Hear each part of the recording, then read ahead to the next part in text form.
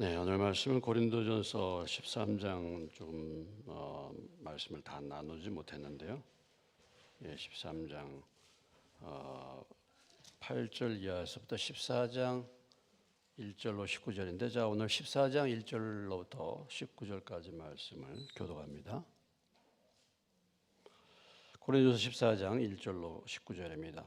사랑을 추구하며 신령한 것을 뜻들을 사모하되 특별히 예언을 하려고 하라.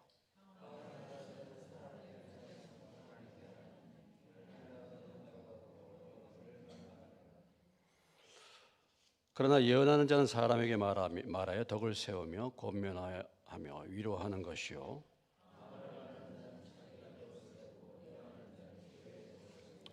나는 너희가 다 방언 말하기를 원하나 특별히 예언하기를 원하노라. 만일 방언을 말하는 자가 통역하여 교회의 덕을 세우지 않으면 예언하는 자만 못하니라.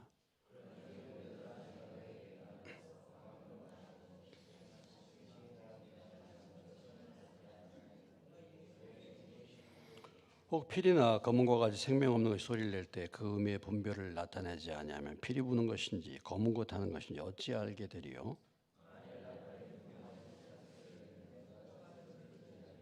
이와 같이 너희도 혀로서 알아듣기 쉬운 말을 하지 아니하면 그 말하는 것을 어찌 알리요? 이는 허공에다 말하는 것이라. 그러므로 내가 그 소리의 뜻을 알지 못하면 내가 말하는 자에게 외국인이 되고 말하는 자도 내게 외국인이 되리니,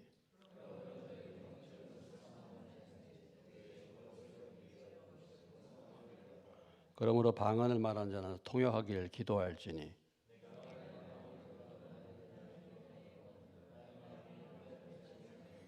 그러면 어떻게 할까? 내가 영으로 기도하고 또 마음으로 기도하며 내가 영으로 찬양하고 또 마음으로 찬송하리라.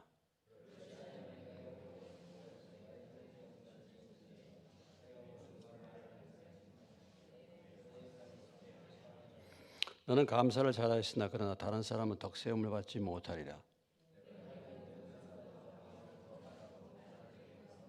19절. 그러나 교회에서 내가 남을 가르치기 위하여 깨달은 마음으로 5마디 말하는 것이 1만 마디 방언으로 말하는 것보다 나으니라. 아멘. 12장서부터 14장까지 이제 은사에 대한 그런 말씀들이 나오고 있습니다만은, 이 고린도 교회가 심각한 문제는 그 은사를 서로 자랑하고 내 은사가 최고다, 내 은사가 낫다, 그런 가운데서 사랑이 없이 은사를 사용하고 은사를 행함으로 인해서 교회가 많은 무리를 일으키게 되었기 때문에 사도 바울이 12장과 14장 사이에 사랑을 넣었습니다. 뭐 은사뿐만 아니라 우리가 모든 삶에 있어서, 신앙생활에 있어서 항상 중요한 부분은, 통과해야 될 것은 사랑이죠.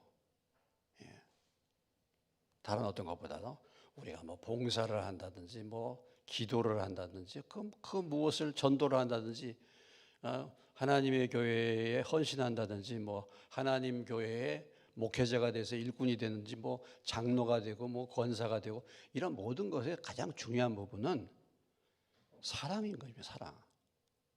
그것이 없이 목사가 되고 사랑이 없이 장로가 되고 사랑이 없이 권사가 된다면 무슨 의미가 있겠습니까? 그러니까 가장 중요한 부분은 사실은 사랑이죠. 뭐 예수 믿는 사람, 그리스도인의 특징이 뭐냐? 그리스도인의 배지가 뭐냐? 사실은 사랑이지 않습니까? 예수 믿어서 구원받았다. 여러 가지 뭐 구원받은 특징이 있죠. 예수 믿어서 구원받았다. 근데 가장 확실한 특징이 무엇입니까? 사랑이죠, 사랑. 사랑이 나타나는 거죠. 그래서 그 뭐 어떤 것을 다 한다 할지라도 사랑이 없으면 아무것도 아니다, 이런 얘기잖아요. 이제 13장에서 1절로부터 우리가 그 5절까지 보면은 뭐 그 4절까지 보면 그 어떤 것을 해도 사랑이 없으면 아무 소용이 없고 그것이 유익이 되지 않는다라는 말씀입니다. 우리가 뭐 기도한다, 뭐 여러분 뭐 교회를 위해서 기도하십시오, 뭐 기도하십시오. 자꾸 그런 얘기 들으면 그게 율법이 돼, 법이 돼. 아유, 내가 뭐 기도하기 힘들고 어려운데 자꾸 기도하라, 기도하라. 근데 그것을 뛰어넘어서서 하나님의 사랑을 생각하고 또 교회를 생각하면 또 주변에 있는 영혼들을 생각하면 우리가 기도하지 않을 수가 없는 거 아니겠습니까? 사랑의 특징에 대해서 이제 4절부터 그 쭉까지 7절까지 보면 사랑이 뭔가 이렇게 나오고 있는데 우리가 그 갈라디아서 5장 22절에 보면 성령의 열매가 나오죠. 성령의 열매가 뭡니까? 성령의 열매는 사랑과 희락과 왜요? 사랑과 희락과 오래 참음, 자비, 양선, 충성, 온유, 절제 뭐 이렇게 쭉 나오잖아요. 근데 그 첫 번째 성령의 열매가 뭡니까? 사랑과 희락과 사랑. 근데 사실은 이 사랑이 그 뒤에 있는 모든 성령의 열매에 다 나타난 겁니다. 오래 참는 거라든지 온유한 거라든지 보면은 그게 다 사랑이 포함된 거예요. 사랑이. 그래서 여기 그 4절부터 13장을 우리 봅니다. 13장 4절로부터 그 이게 17절까지 쭉 보면은 한 15가지가 나오고 있는데 여기 뭐 사랑이 뭐라 그랬어요? 사랑이 4절에 벌써 성령의 열매가 사랑인데 사랑이 이미 오래 참는 거라는 거예요. 그러니까 사랑이 있으면 즐거움도 있는 거예요. 사랑이 있으면 뭐예요? 온유해지는 거예요. 그러니까 사랑은 오래 참고 온유하고 시기하지 않고 자랑하지 않고 교만하지 않고 이 모든 것이 사실 사랑이 대표적인 열매, 대표적인 성령의 열매, 그리고 대표적인 품성, 그리스도인의 가장 대표적인 품성이 바로 사랑이다 하는 거죠. 그래서 그 사람의 신앙 정도가 그 사람이 정말 성숙한 그리스도인이다 그러면 어떻게 되겠습니까? 도저히 사랑할 수 없는 사람을 뭐예요? 사랑하는 게 하게 되는 거잖아요. 사랑하게 되는 거예요. 그래서 이제 우리가 우리 힘으로 사랑할 수 없는 사랑을 희생적인 사랑을 무슨 사랑이라고 하면 성경에서 보면 하나님은 사랑이시라고 표현할 때 그 사랑은 뭐예요? 아가페의 사랑이라고 하잖아요. 아가페.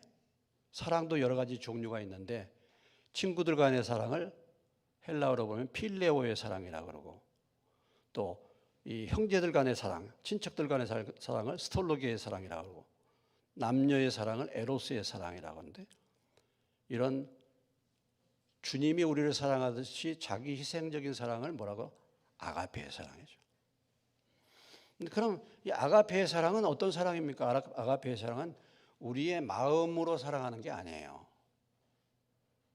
아가페의 사랑은 무슨 사랑이? 우리의 마음으로 사랑하는 것이 아니라 뭘로 사랑하는 겁니까? 우리 머리로 사랑하는 겁니다. 네? 마음은 그 사람 내가 사랑할 수 없어. 그렇죠? 마음이 우러나서 사랑한다? 마음이 우러나질 않는다. 그 사람 보기만 하면 미운데. 어떻게 마음이 우러나서 그 사람을 사랑해? 그 사람 보기만 하면 내 마음이 뒤틀리는데? 도저히 마음으로 사랑할 수 없는 사람을 뭐예요? 뭘로? 내 머리로 사랑해야겠다. 도저히 내가 사랑할 수 없는데 하나님이 원수까지도 사랑하라고 말씀하시고 원수됐던 나를 하나님이 사랑해 주셨기 때문에 내가 뭐예요? 의지를 들여가지고 사랑하는 것입니다. 물론 그것도 내 힘으로 되는 건 아니죠. 이제 성령이 도우셔야 되지만은 내가 의지를 사용해서 사랑하는 것입니다. 저 사람 도저히 내가 사랑하고 싶지가 않아. 내 마음으로는 근데 뭐예요? 머리로 결정하는 거죠. 왜? 사랑하라고 말했기 때문에. 원수라도 사랑하라고 말했기 때문에. 이렇게 되어가는 사람이 진짜 성숙한 그리스도인이라고 말할 수 있겠죠.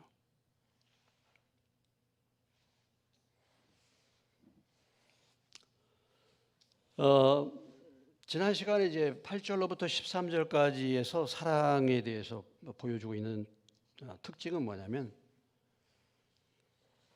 그 어떤 것보다도 사랑이 가장 귀하다 이런 얘기죠. 13장 13절을 한번 읽겠습니다. 같이 읽겠습니다. 시작. 그런즉 믿음, 소망, 사랑 이 세 가지는 항상 있을 것인데 그 중에 제일은 사랑이라. 그 중에 제일은 사랑이라. 예. 이 세상에 있는 모든 것들은 다 제한적이다. 그런 말이죠. 제한적입니다. 다 끝이 있다. 그래서 여기 표현해 보면은 예언도 끝이 있습니다.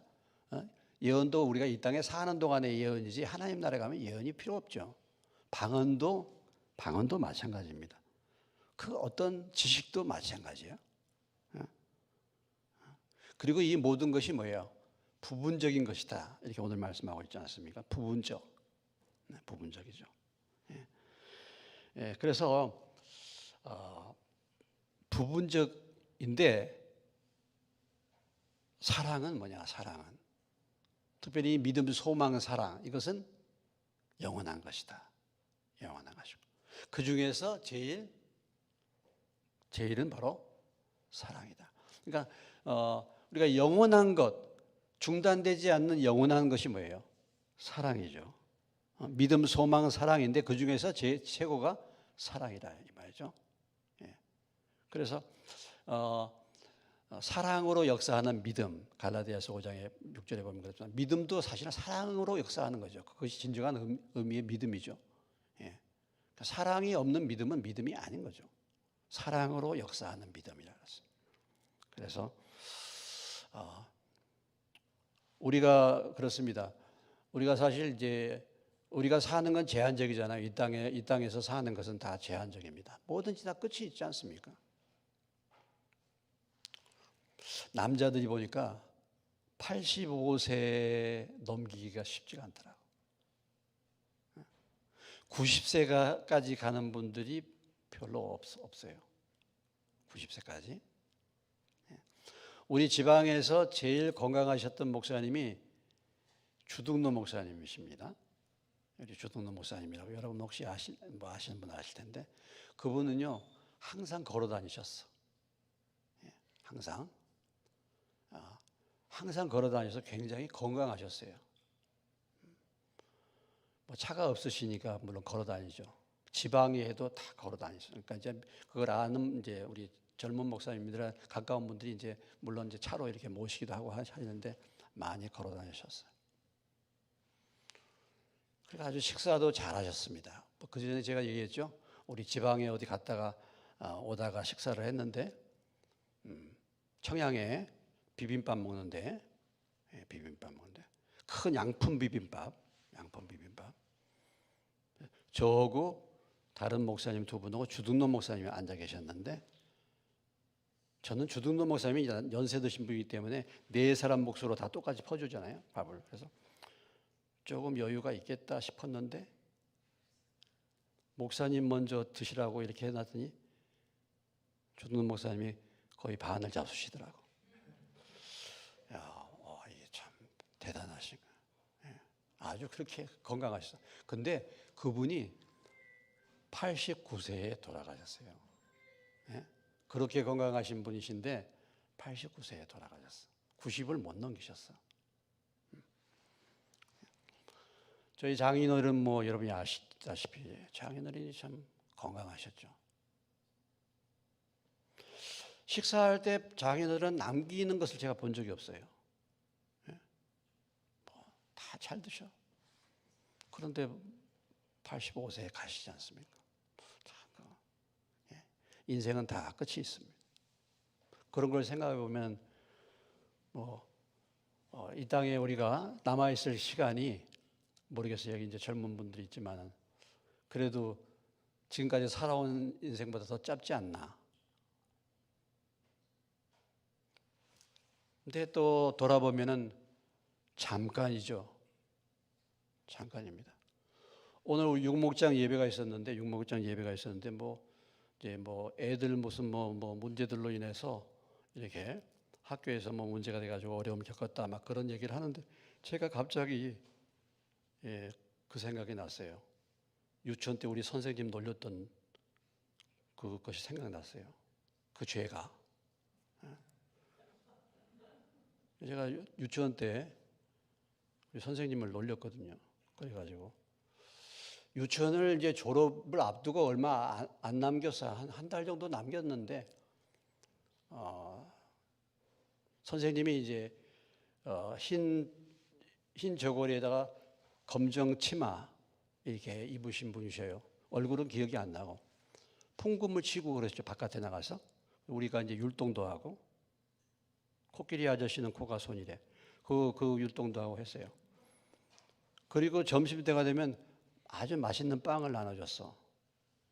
예. 그때 당시에는 좀 뭐랄까 돈 많은 집안에서만 유치원을 갈 수 있는 그런 시대잖아요. 그때가. 선생님을 놀렸는데 선생님을 제가 놀렸는지 제 친구 경동이가 같이 놀리는데 같이 놀리긴 놀렸는데 경동이랑 같이 놀렸거든요. 제가 놀린 것 같지 않는데 경동이가 나를 충동을 해가지고 놀렸는지 모르겠습니다만 아무튼 그 생각이 나요. 제가 지금 나이가 벌써 over 70잖아요. 이렇게 얘기하시 제 나이가 참 이렇게 됐습니다. 금방이에요. 앞으로 뭐 10년, 15년, 20년 금방. 예수 믿고 우리가 이 땅에서 살면서 받은 큰 은혜가 뭡니까? 영원한 나라, 영원한 것을 기대할 수 있는 소망이 생겼다는 거예요. 할렐루야. 우리가 이 유한한 인생에서 다 끝나는 인생에서 우리가 영원한 하나님 나라, 영원히 지속될 그 가치를 우리가 알게 된 거죠. 그래서 우리 인생을 영원한 것에 투자하는 인생이 되는 것이 의미가 있는 거 아니겠습니까? 이제는 우리가 예수 믿고 영원한 것을 기대하는 사람이 됐으니까 우리가 이 땅에서 사는 동안에 영원한 것에 투자를 하는 인생이 돼야 되지 않겠습니까? 언젠가는 끝나버릴, 잠깐 끝나버릴 그것에 우리 인생을 투자하고 나중에 거품과 같이 다 사라져버릴 거 아니겠습니까? 우리가 가지고 있는 돈 무덤까지 가져갈 수 있습니까? 그 어떤 것도 가져갈 수 있겠습니까? 그러니까 이런 것도 잘 준비해가지고 내가 이 세상 떠나기 전에 그 물질도 어떻게 하면 바르게 사용할 것인가 이것도 벌써 염두에 둬야 돼요. 이것을 자녀들에게 물려줄 것인지 어떻게 할 것인지 다 염두에 생각을 해둬야 됩니다. 사람들마다 다 다르겠지만은 저는 이제 저희 자녀들에게 뭘 해준 건 별로 없지만 그래도 독립들을 이렇게 하고 했으니까 제게 주어진 모든 것은 제가 살아있는 동안에 가치 있는 분 조금 쓸 건 남겨두고 규모 있게 다 써야죠. 복음을 전하는데 써야죠. 그래서 그런 부분들을 생각해 두셔야 되잖아요. 그래서 이 영원한 가치, 이 영원한 사랑 이것이 얼마나 중요한가 이런 부분들을 말씀해 주고 있는 것입니다. 그래서 우리가 이 땅에 사는 것은 다 부분적이다라는 거죠. 부분적입니다. 그러니까 참 사람이 자기가 어떤 부분에 대해서 잘 알고 있다 그러고 그것이 틀림없다라고 생각하는 사람들 참 조심해야 돼요. 오늘날 참 문제가 뭐냐면 한 가지 방향의 책만을 읽는 거예요. 그리고 그쪽에 있는 사람들 얘기만 들어서 거기에 빠진 사람들이에요. 이런 사람들 참 불행한 사람들이에요. 불행한 사람. 우리나라가 좌우로 대립하고 있는데 좌측으로만 빠진 사람들, 또 우측으로만 빠진 사람들, 이런 사람은 참 균형을 잡아요. 균형. 여러분 우리가 눈이 두 개지 않습니까? 왜 눈이 두 개입니까? 눈이 두 개에서 똑바로 보는 거 아니겠어요? 어떤 사람은 한쪽에만 사로잡혀 있어. 계속 그쪽 얘기만 계속 들어요. 그게 아니잖아요. 그게 아니죠. 그러니까 균형을 바로 우리가 부분적으로 한다. 내 지식이 제가 똑똑하면 얼마나 똑똑하겠습니까? 다 부분적으로 하는 거예요. 제가 성경을 가르치는데 성경을 제가 알면 얼마나 잘 알겠습니까? 제가 하나님에 대해서 알면 얼마나 알겠습니까? 하나님에 대한 말씀을 잘 분별하고 가르치는데, 물론 제가 여러분보다 나을 수도 있겠지만 제가 알면 뭐 얼마나 알 수 있겠어요? 제가 신앙생활 해오면서 그전에는 이것이 정말 진짜다라고 생각했는데 나중에 보니까 그게 아닌 것들이 상당히 많아요. 굉장히 많아요. 그러니까 우리가 나중에 하나님 앞에 갔을 때 내가 엉뚱하게 생각하고 엉뚱하게 몰랐던 것들, 그런 부분들이 다 드러날 거예요. 얼마나 부끄럽겠습니까? 심지어는 내가 틀림없이 예수 믿고 구원받았다라고 했는데 나중에 가보니까 아닐 수도 있는 거 아니겠습니까? 우리의 이 지식과 우리가 알고 있는 것이 이렇게 제한적이에요. 제한적이에요. 그래서 사실은 겸손해야 되는 거죠. 그러기 때문에 겸손해야 되는 거예요. 그러나 우리가 성장했을 때는 저기 오늘 보면은 11절에 보면 11절 13절 읽겠습니다. 내가 어렸을 때는 말하는 것이 어린아 같고 깨닫는 것이 어린아이 같고 생각하는 것이 어린아이와 같다가 장성한 사람이 되어서는 어린아이를 버렸노라. 그러니까 신앙도 이렇게 해야 되지 않겠어요? 신앙이 어렸을 때의 생각, 어렸을 때에 말하는 것, 어렸을 때 깨닫는 것, 어렸을 때 생각하는 것, 이런 것들이 이제는 신앙이 성장하면서 그 어린아이의 것을 버려야죠. 그래서 장성한 사람이 되어야 되지 않겠습니까? 그것이 사랑으로 성숙한 사람을 말하는 것이죠. 결국은. 네, 참 보면은 아직도 어린애 같은 사람이 너무 많아. 몸은 컸고 나이는 먹었는데 생각하는 것이 아기 같은 사람들 많아. 아직도 아기 같아. 자기밖에 몰라. 뭐가 뭔지를 모르고 분별이 없어요. 이 아기 같은 사람. 그러니까 신앙생활도 이렇게 하는 사람들이 신앙생활도 여전히 여전히 어린아이 같아. 깨닫지를 못해요. 아무리 어떤 사건을 겪고 문제를 겪고 인생의 그런 찬바람과 스티슨 광야의 생활을 거쳐왔으면서도 전혀 깨닫지를 못해. 아직도.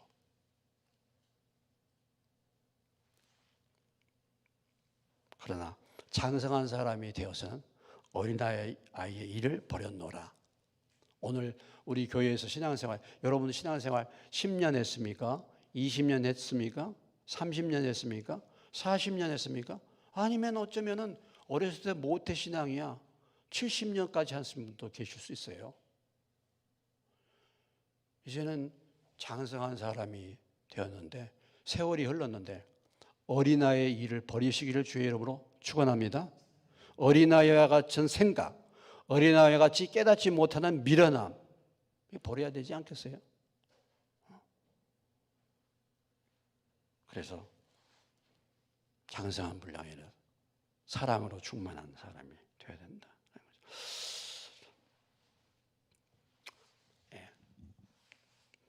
은사보다도 중요한 것은 사랑이라는 거죠. 계속 지금 바울이 얘기한 것은.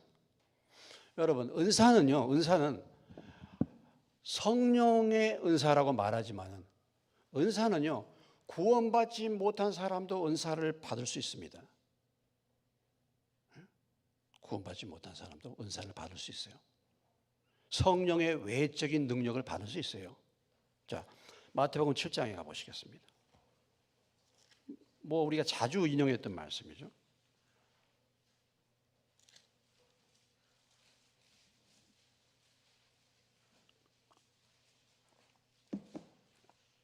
자, 마태복음 7장 22절, 23절. 우리 너무나 잘 아는 말씀입니다. 같이 읽겠습니다.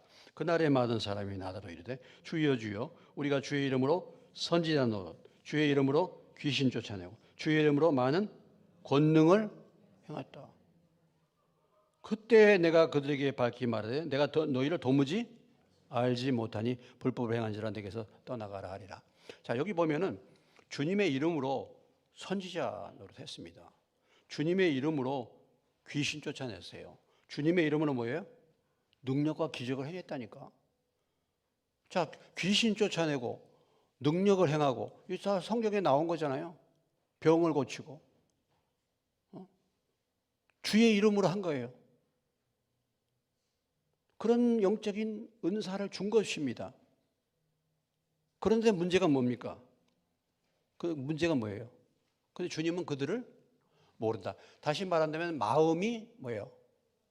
하나님과 전혀 관계가 없다. 마음이.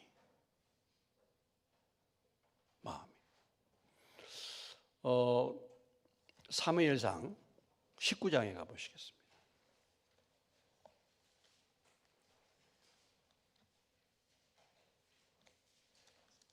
사무엘상 19장 442페이지입니다.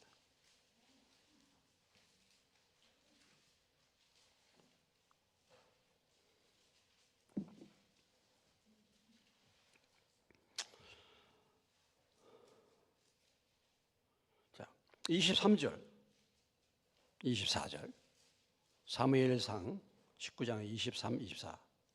자시는 같이 읽겠습니다.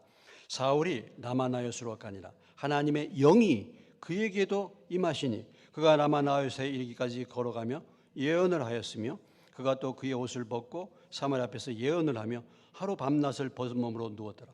그러므로 속담에 이르기를 사울도 선지자 중에 있느냐 하니라. 자, 사울입니다. 사울이 뭘 받았어요?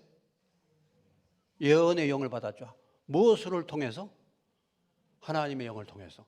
그러니까 하나님의 영, 성령을 통해서 사울에게 예언의 은사가 임했다 이 말이에요. 예언이 임했다 이거예요. 사울도 예언했다 이거예요. 이런 영을 받아서. 그래서 사울을 말하기를 사울도 선지자 중에 한 사람 아니냐 이렇게 말했어요. 자, 구약 시대에는 하나님의 영이 특별한 사람들에게 가끔 임했어요. 구약 시대. 그다음 신약 시대의 특징은 무엇입니까? 신약 시대는 뭐예요? 하나님의 영이 뭐야? 누구든지 하나님의 영이 임할 수 있어요. 이것이 차이점이죠. 그래서 요엘이 말하기를 남종과 여종에게 뭐야? 성령을 뭐 하겠다? 부어주시겠다 했잖아요. 이것이 구약과 신약의 차이점입니다. 차이점인데, 자, 지금 사울 같은 경우는 외적인 성령의 은사를 받은 거예요. 예언하는. 그렇지만은 사울이 뭐예요? 그 마음은 어떻습니까? 마음은 하나님으로부터 멀어진 하나님의 자녀가 아니었죠. 이렇게 될 수 있단 말이죠. 그러니까 하나님께서 성령의 어떤 외적인 은사, 능력을 사람들에게 주실 수 있어요. 확실하게 거듭나지 않는 사람에게도 받을 수 있습니다. 그래서 능력도 행하지만 그 심령은 성령의 내적인 변화가 없는 거예요.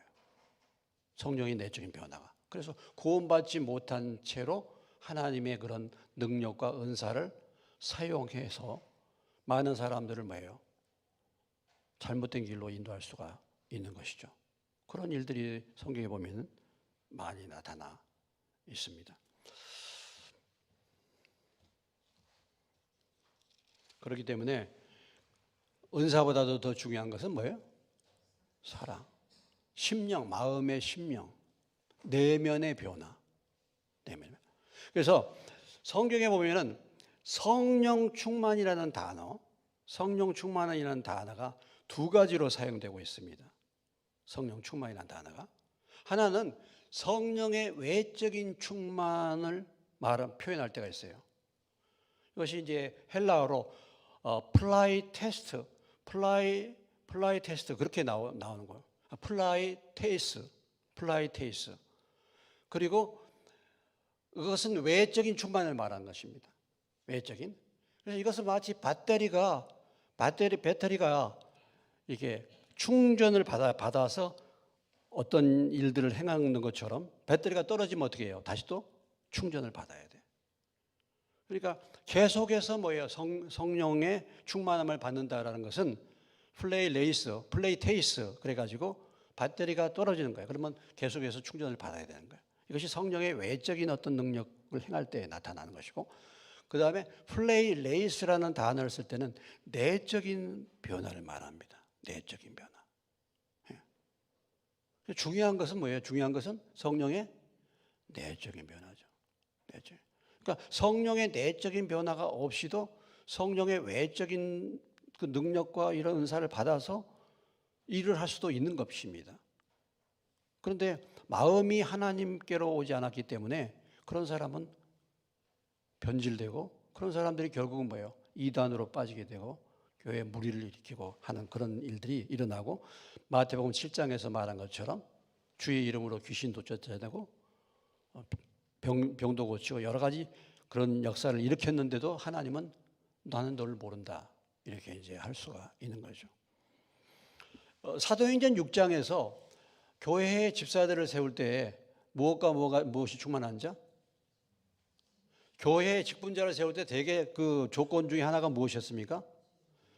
성령과 지혜가 충만한 자. 그때의 성령이 충만한 자는 무엇을 말하는 것입니까? 뭘 충만을 말하는 거예요? 어떤 외적인 능력이 충만한 것을 말합니까? 내적인 그 성품의 충만함을 말하는 것입니까? 내적인 성품을 말하는 거예요. 교회 일꾼이 외부적으로는 막 능력을 행해. 그런데 성질 팍 부려. 이런 사람은 일꾼 될 수 없어요. 직분자가 제대로 될 수 없어요. 그렇기 때문에 정말 내적으로 성령의 열매를 맺는 그런 변화를 받는 것이 얼마나 중요한가. 그리고 그런 사람들을 직분자로 세우라고 말했을 때 그 성령 충만한 플레이 레이스를 말하는 것입니다. 내적인 변화를 말하는 것입니다. 내적인 변화. 그래서 우리가 이런 은사, 능력을 행하는 것도 내적으로 성령으로 변화받아서 거듭나서 하나님의 자녀가 분명히 된 사람이 성령의 외적인 능력과 은사를 겸비할 때 그것이 올바로 사용되지, 그렇지 않고 하나님은 하나님의 일을 위해서 때로는 사울과 같은 사람에게도 이렇게 은사를 주고 한다니까요. 병자가 있으니까 병을 고쳐라고. 그런데 그 마음의 상태가 하나님의 백성이 아니야. 우리가 병사들을 전쟁이 나서 병사들을 징집할 때 병사들을 모읍니다. 그 병사들을 징집할 때 여러 종류의 병사들이 올 거 아닙니까? 첫째는 내가 정말 이 나라에 전쟁하는데 이 나라를 지키기 위해서 내가 전쟁에 참여하겠다. 그런 마음으로 참여하는 병사가 있어요. 그러나 많은 경우는 어떻게 되겠습니까? 많은 경우는 도망가고 싶은데 뭐야? 어쩔 수 없이 뭐야? 징집을 당하는 거잖아요. 징집을 당하는 거야. 어쩔 수 없이. 또 어떤 사람은 뭐야? 내가 여기 뭐야 오기는 오지만 뭐야? 전쟁이 일어나면 바로 항복해 버려야 되겠다. 이렇게 생각하는 그런 적이 또 있을 수 있고, 아니면 적이 위장해 가지고 간첩으로 와 가지고 정말 마음은 그렇지 않는데 거짓 귀화해 가지고 참여하다가 적으로 넘어갈 수도 있지 않습니까? 그런데도 그 모든 병사에게 뭐야? 무기를 주는 거잖아요. 무기를. 왜? 싸우라고. 이 나라를 위해서 싸우라고. 그때 마음은 진정으로 나라를 사랑하는 마음으로 오지 않는 그런 병사가 있는 것처럼 우리가 하나님의 역사에서도 하나님이 하나님의 일들을 위해서 무기를 주죠. 능력과 은사를 줍니다. 그런데 문제는 뭐냐면 마음이 하나님을 향하여 변화받지 못했어. 그럼 오히려 그걸 가지고 적을 이롭게 할 수가 있는 거죠. 적을.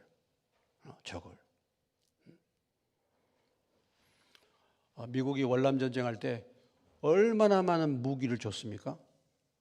그 무기가 다 누구 것이 됐어요, 나중에? 예? 월명이 다 가져간 거예요. 아프가니스탄에 미군이 얼마나 많은 무기를 줬습니까? 근데 어떻게 됐어요? 그 무기가 다? 아프가니스탄이 넘어갔죠? 누구한테? 탈레반한테 넘어가니까 그 무기가 다 누구 무기가 된 겁니까? 탈레반의 무기가 된 거예요. 제가 이제 비유를 그런 부분에서 비유를 하는데 그 은사와 성령의 외적인 은사와 내적인 변화의 차이를 제가 이제 설명을 하기 위해서 그런 비유를 들었습니다만은 그래서 먼저 중요한 부분은 그러니까 우리가 막 어떤 사람이 능력을 행하고 뭐 굉장한 적이 한다. 그 사람을 굉장하게 믿음이 좋은 사람으로 그렇게 간주해서는 안 된다는 거죠. 그리고 무턱대고 그런 사람들 따라가서는 안 된다는 거죠. 우리가 정말 봐야 될 것은 뭐예요? 그 사람이 정말 변함이 없는 성품, 성령의 열매를 맺는 그리스도인인가? 이게 더 중요한 거예요. 이것이 더 성숙한 그리스도인이라고 말할 수 있는 것입니다.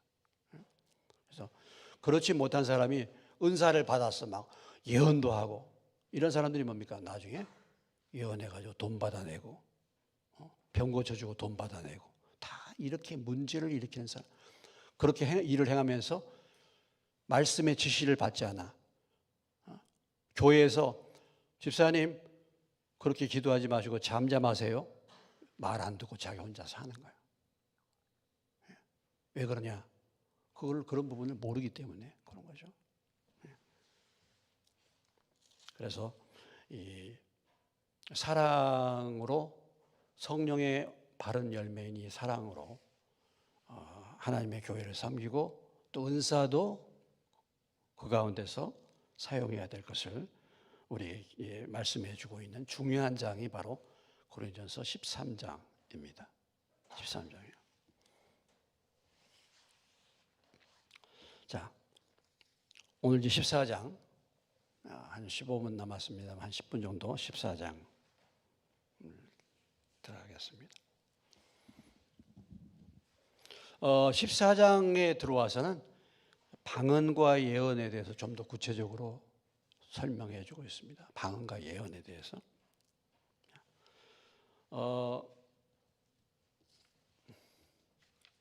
방언과 예언에 대해서 이제 말씀을 주고 있는데 14장 1절로부터 5절까지 해서 주고 있는 메시지는 방언보다 예언을 하라 이런 얘기예요. 따라서 합시다. 방언보다 예언을 하라. 예언을 사모하라 이런 얘기예요. 더 큰 은사를 사모하라. 12장에서 마지막 부분에 더 큰 은사를 사모하라. 31절에서 12장 말했습니다. 그리고 사랑이 포함되어 있고 그 말씀이 14장 1절로 연결이 된 것입니다. 더 큰 은사가 뭐를 말하는 거예요? 방언보다 예언을 사모하라. 예언.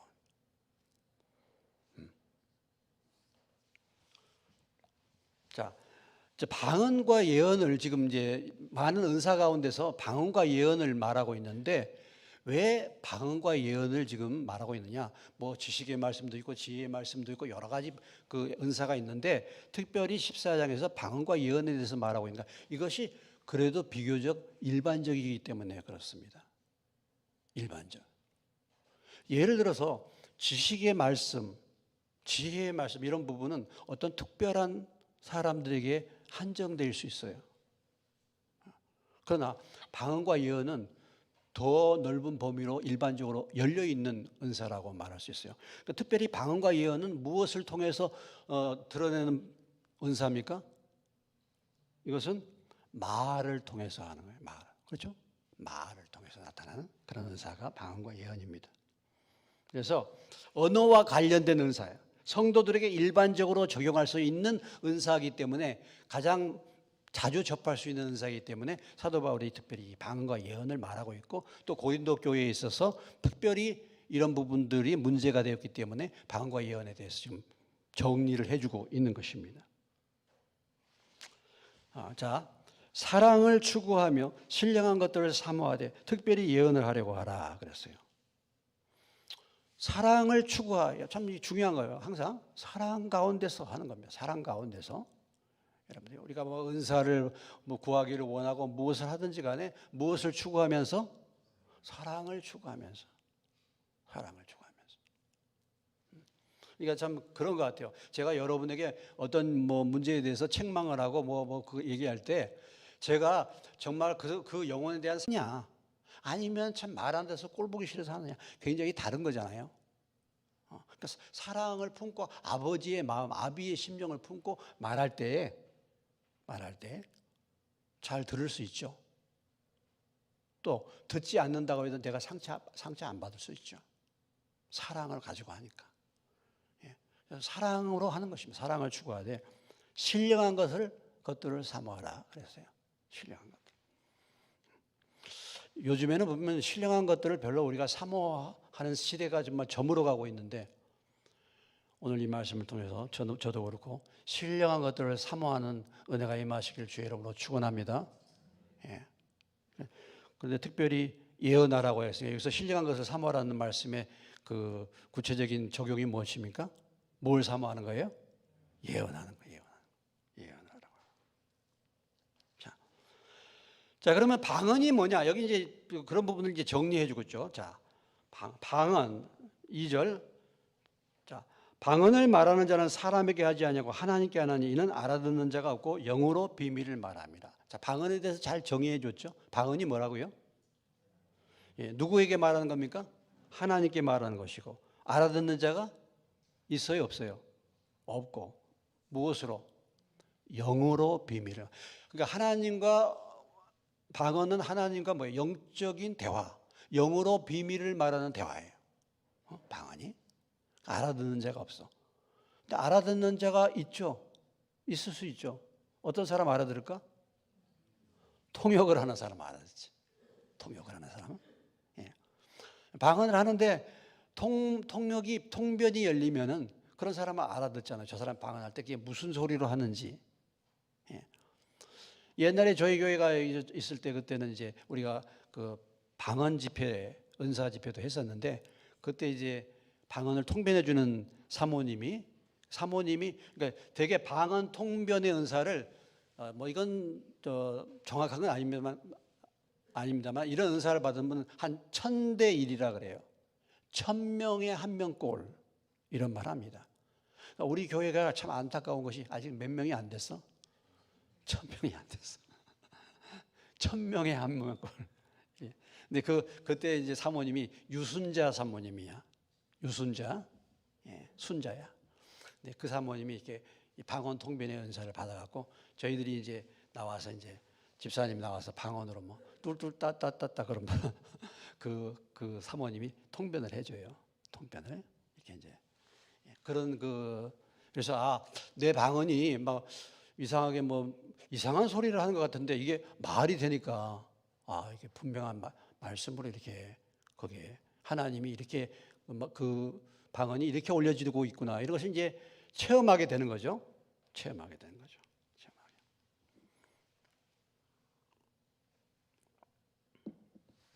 그래서 영으로 비밀을 말하는 방언이. 그러나 예언하는 자는 예언은 뭐예요? 자, 3절. 예언하는 3절 읽습니다.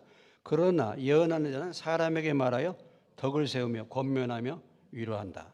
그러니까 예언은 뭐예요? 예언은 누구에게? 사람에게 말하고. 예언의 특징은 뭡니까? 덕을 세우고 권면하고 위로하는 거예요. 예언. 그러니까 덕을 세우는 것입니다. 권면, 교훈하고 책망하고 위로하기도 하고 이것이 예언의 역사예요. 그러면 이 예언의 은사가 어떤 부분이냐? 이때 그 예언을 말할 때 미래의 어떤 일에 알지 못하는 일을 말하는 거, 그래서 예언의 은사다 이렇게 이제 말하는 분들이 있어요. 그러니까 성경에 보면은 이런 그 미래의 일을 얘기하는 그런 예언의 은사를 받은 사람들이 있었죠. 누구였습니까? 생각나시는 사람도 있어요? 아가보라든지 또 빌립의 딸들이라든지 예언의 은사를 받았잖아요. 그런데 오늘 이 말씀적으로 생각한다고 본다면은 덕을 세우고 권면하고 위로한다. 일반적으로 이렇게 해석하는 경우가 있습니다. 하나님의 말씀이 곧 예언이야. 하나님의 말씀이 완성되었기 때문에 오늘 시대에는 예언이 필요 없다 이렇게 말하는 사람도 있어요. 사실은 보면 하나님의 말씀이 뭡니까? 하나님의 말씀이 하는 역할이 뭐예요? 예? 덕을 세우고 권면하고 위로도 하고 그거 아니겠습니까? 모든 성경은 하나님의 감동으로 된 것은 뭐예요? 교훈과 책망과 바르게 함과 의로 교육하기요 하나님의 사람으로 변화시켜. 이게 예언의 역할을 하는 거 아니에요? 자, 하나님의 말씀이 지금 뭐예요? 장차 올 세계에 대해서 다 말하고 있습니까? 어떻게 하고 있습니까? 다 말하고 있잖아요. 하나님의 말씀이 우리의 앞길에 대해서 다 예언해 주고 있는 거예요. 여러분들이 이 말씀을 따라서 행하면 복을 받게 될 줄로 믿습니다. 방향을 다 제시해 주잖아요. 그렇잖아요. 그러니까 이 말씀이 이 예언이야. 그래서 하나님의 말씀을 전하는 사람을 예언자라고 말할 수 있는 것입니다. 이 의미를 생각하면 그런 거예요. 그렇게 이제 해석을 하는데 물론 미래에 대해서 어떤 부분에 대해서 예언의 은사를 받아가지고 이렇게 말하는 그런 부분의 은사가 또 분명히 있긴 있죠. 있죠.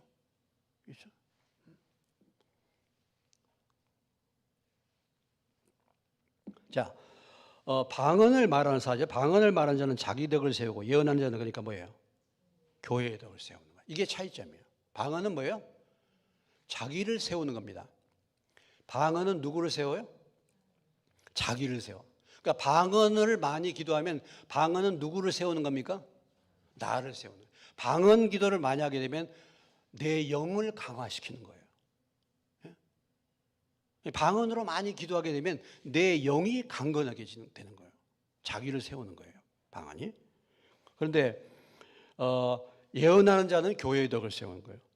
그러니까 나는 여기서 지금 이제 방언보다 뭐가 낫다고 지금 말하고 있는 것입니까?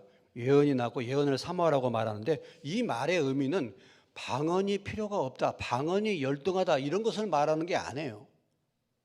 그게 아니라 뭐예요? 방언의 특징은 뭐예요? 방언은 무엇을 세워? 자신을 세우는데 예언은 뭐예요? 교회를 세우는 것이기 때문에 공적인 모임에 있어서 뭐가 더 중요합니까? 예언이 중요하다 이거예요.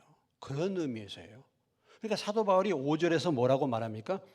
나는 너희가 뭐예요? 나는 너희가 뭐예요? 다 방언 말하게 한다. 바울이 뭐라고 얘기했습니까? 나는 너희가 뭐예요? 다 방언. 다 방언을 말하기를 원한다. 다 방언 말할 수 있는 은혜를 받으시기를 주의 이름으로 축원합니다. 다 방언.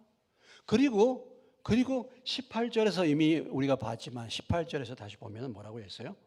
내가 너희 모든 사람보다 방언을 더 말함으로 하나님께 감사한다. 왜 이 말씀을 기록했습니까?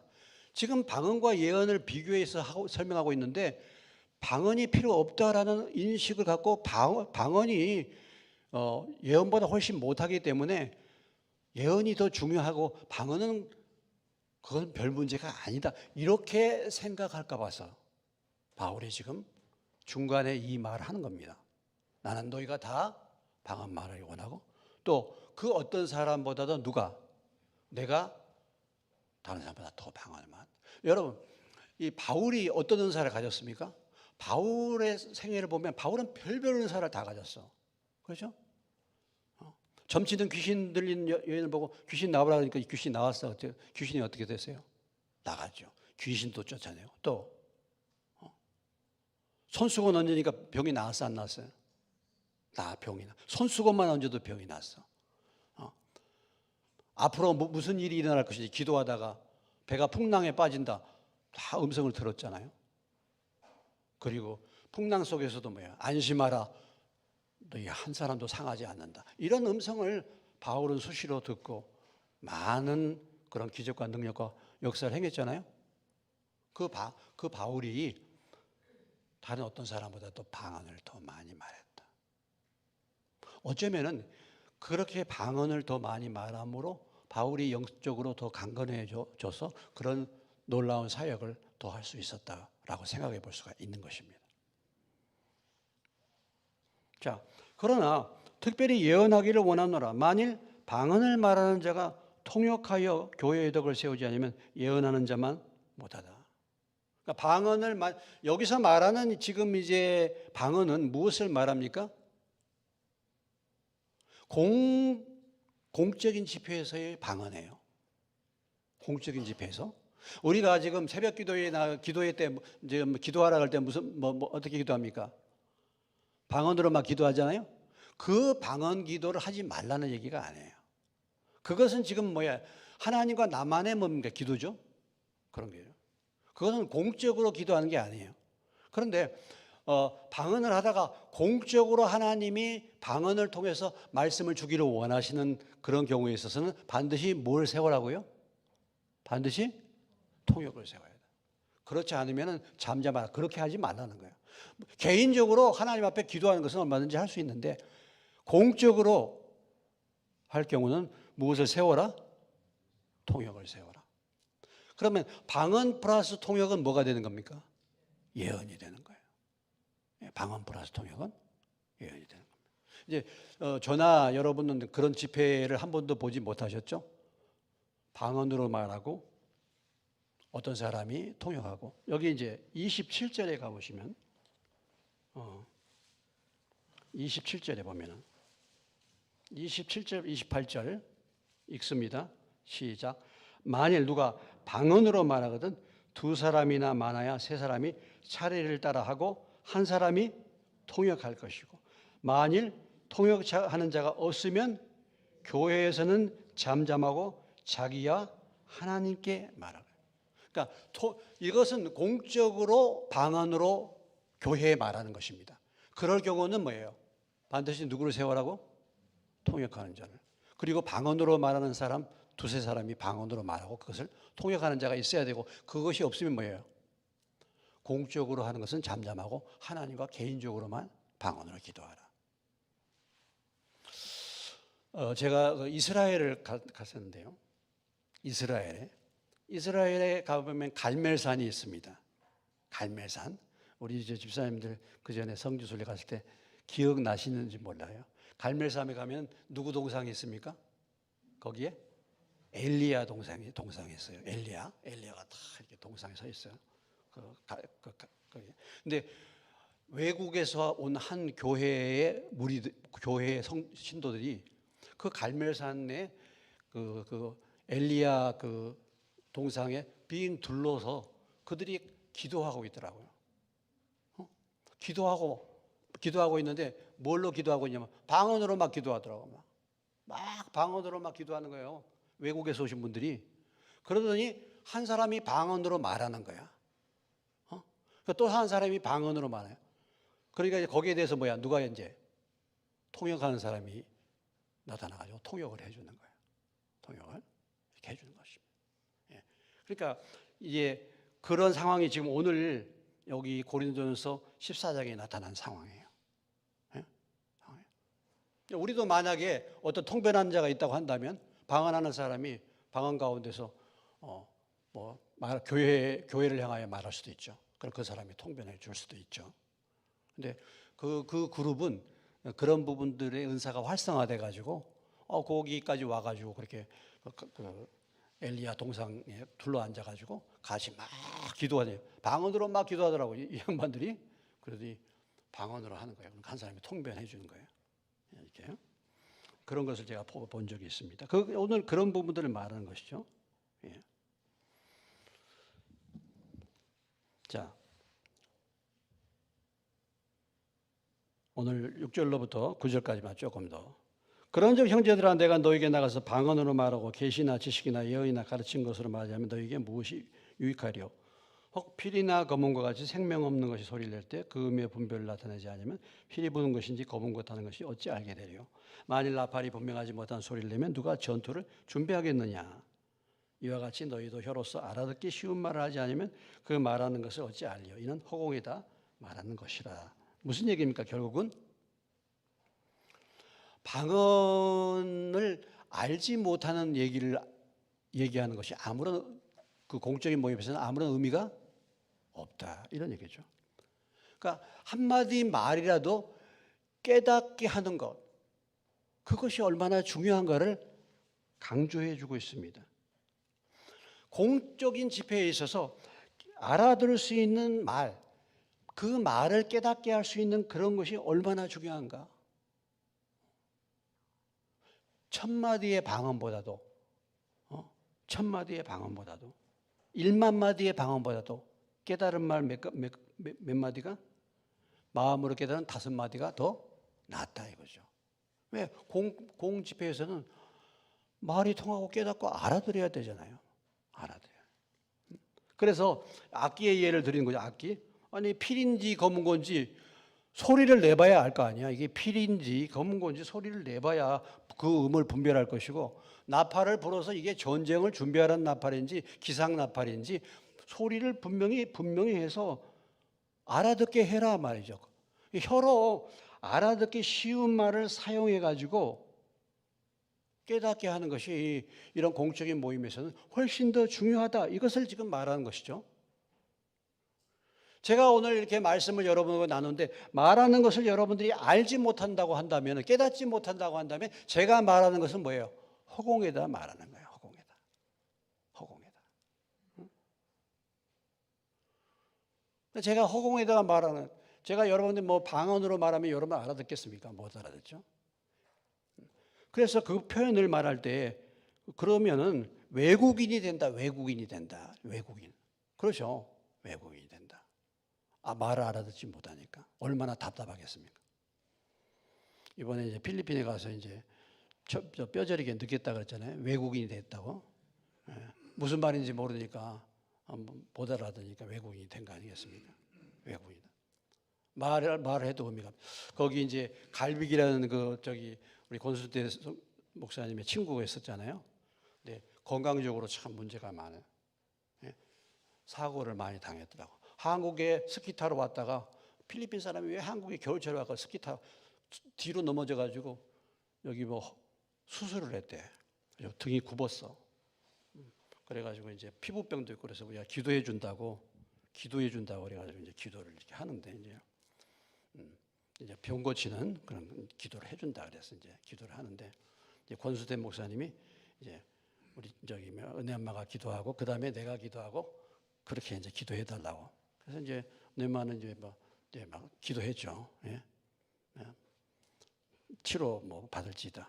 근데 저는 이 갈비에게 무엇을 기도해야 할 것인지, 내가 이제 한국말로 기도하니까 알아듣습니까? 모르잖아요. 그래서 제가 이제 유식하게 하려고 제가 영어를 탁 한번 써가지고 Do not fear, for I am with you. Do not be dismayed, for I am your God. I'll strengthen you and help you. I'll uphold you with my righteous right hand. 그래서 막 감동을 막 받는 거예요. 몸이 막. 두려워 말라. 내가 너와 함께 함이니라.